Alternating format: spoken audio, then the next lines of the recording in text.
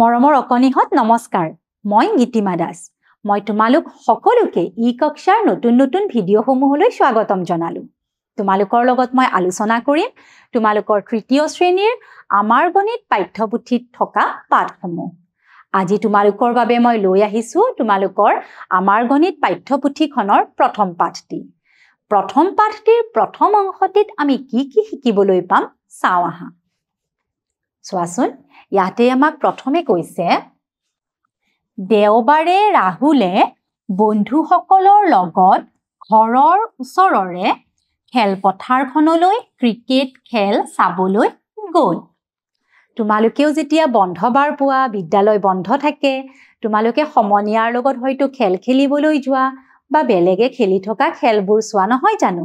ঠিক সেইদৰে ৰাহুলেও দেওবাৰে কি কৰিলে তেওঁৰ সমনীয়াৰ লগত বা তেওঁৰ বন্ধুসকলৰ লগত ওচৰৰ খেলপথাৰখনত হৈ থকা ক্ৰিকেট খেল চাবলৈ গ'ল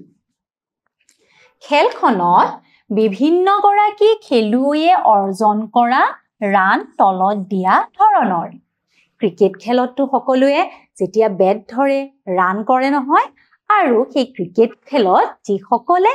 বেট ধৰিছিল বা যিসকলে খেলিছিল তেওঁলোকৰ ৰানসমূহ আমাক ইয়াতে দিয়া হৈ আছে ইয়াতে চোৱাচোন কোনে কিমান ৰান কৰিছিলে উমাই কৰিছিলে 38 ৰান জনে 10 ৰান নিবেদাই 52 ৰান ইমৰানে 23 ৰান আৰু কনকে কৰিছিল 66 ৰান তাৰ পাছত এতিয়া আমাক কৈছে ওপৰৰ তালিকাখনত থকা সংখ্যাসমূহ খালী ঠাইত আখৰেৰে লিখা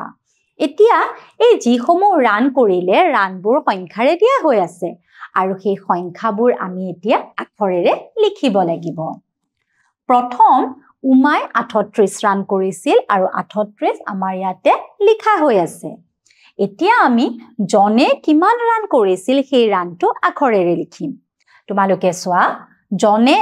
10 ৰান কৰিছিলে গতিকে আমি ইয়াতে লিখিলো আখৰেৰে 10 নিবেদাই কৰিছিলে 52 ৰান ইয়াতে আমি লিখিলো 52 তাৰ পাছত ইমৰানে কৰিছে 23 ৰান ইয়াতে আমি লিখিলো 23 আৰু কোন থাকিলে কনকে কৰিছিলে 66 ৰান ইয়াতে আমি এতিয়া লিখিম 66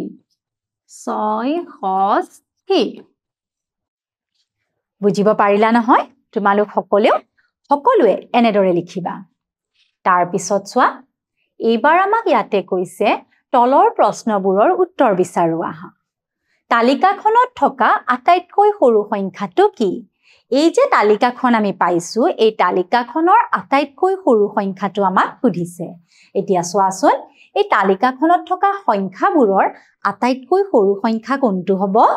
আটাইতকৈ সৰু সংখ্যাটো হ'ব 10 গতিকে আমি ইয়াতে লিখিলো 10 তাৰ পিছত চোৱা এইবাৰ সুধিছে তালিকাখনত থকা আটাইতকৈ ডাঙৰ সংখ্যাটো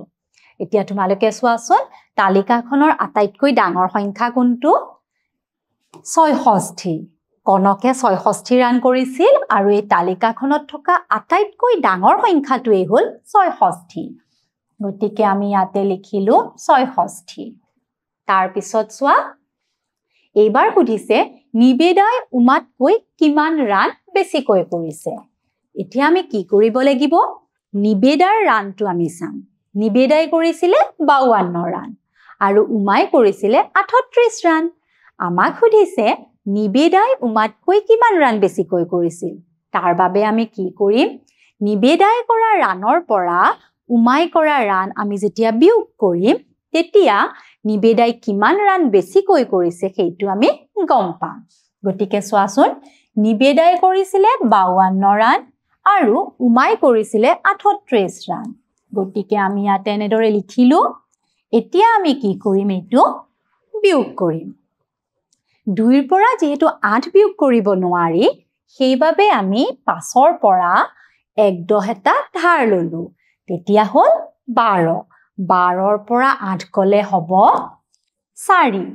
আৰু ইয়াতে থাকিলে 4 4ৰ পৰা 3 গলে হ'ব 1 তাৰ মানে নিবেদাই উমাতকৈ 14 ৰান বেছিকৈ কৰিলে গতিকে আমি ইয়াতে লিখি দিম 14 তাৰ পিছত চোৱা এইবাৰ সুধিছে 100 ৰান কৰিবলৈ কনকক আৰু কিমান ৰান লাগিব কনকে কৰিছিলে 66 ৰান আমাক সুধিছে 100 ৰান হ'বৰ বাবে কনকে আৰু কিমান ৰান কৰিব লাগিব আহাচোন এতিয়া আমি চাও কিমান ৰান কৰিব লাগিব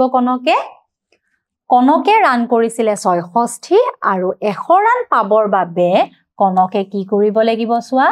আমি 100ৰ পৰা 66 টো বিয়োগ কৰিম বিয়োগ কৰিলে কিমান পাম চোৱাচোন 0ৰ পৰা যেহেতু 6 বিয়োগ না যায় গতিকে আমি কি কৰিম এই 1 টো যে আছে ইয়াতে আছে ন এই 1 টো আমি ধাৰ কৰি আনিলো ইয়ালৈ হল 10 10ৰ পৰা 6 গলে হ'ব 4 ইয়াতে থাকিলে 9 9ৰ পৰা 6 গলে 3 আৰু ইয়াতে এই 1 টো আমি ধাৰ কৰি নিছিলো নহয় গতিকে ইয়াতে 0 থাকিল আৰু 0 আমি বাওফালে বহুৱাব নোৱাৰো এতিয়া আমি কি বুজি পালো যে কনকক 100 ৰান কৰিবৰ বাবে আৰু 34 ৰানৰ প্ৰয়োজন হ'ব গতিকে আমি ইয়াতে এনেদৰে লিখিলো 34 ৰান বুজিব পাৰিলানে কেনেদৰে কৰিলো তাৰ পিছত চোৱা কি আছে এইবাৰ সুধিছে আটাইতকৈ কম আৰু আটাইতকৈ বেছি ৰান কৰা খেলুৱৈ দুগৰাকীৰ মাজত ৰানৰ পাৰ্থক্য কিমান এতিয়া তোমালোকে চোৱা আটাইতকৈ বেছি ৰান কৰিছিলে কনকে কিমান ৰান কৰিছিলে 66 ৰান আৰু আটাইতকৈ কম ৰান জনে কৰিছিলে 10 ৰান আমাক সুধিছে কনক আৰু জনৰ মাজত ৰানৰ পাৰ্থক্য কিমান এতিয়া আমি কি কৰিম সেইবাবে কনকে 66 ৰান কৰিছিলে আৰু জনে 10 ৰান কৰিছিল আমি কনকে কৰা ৰানৰ পৰা জনে কৰা ৰানটো বিয়োগ কৰিলে তেওঁলোকৰ এই ৰানৰ পাৰ্থক্য কিমান আমি গম পাম গতিকে চোৱাচোন 6ৰ পৰা 0 গলে 6 6ৰ পৰা 1 গলে হ'ব 5 কিমান ৰান হল 56 ৰান তাৰ মানে আমি বুজিব পাৰিলো আটাইতকৈ কম আৰু আটাইতকৈ বেছি ৰান কৰা খেলুৱৈ দুগৰাকীৰ মাজৰ ৰানৰ পাৰ্থক্য হল 5-10-6-56 ৰান এইখিনিলৈ বুজিব পাৰিলানে তোমালোকে তেনেহলে আমাৰ আজিৰ এই ভিডিঅটি ইমানতে সমাপ্ত কৰিছো মই আকৌ আহিম তোমালোকৰ মাজলৈ এই পাঠটিৰে আন এটি অংশলৈ ধন্যবাদ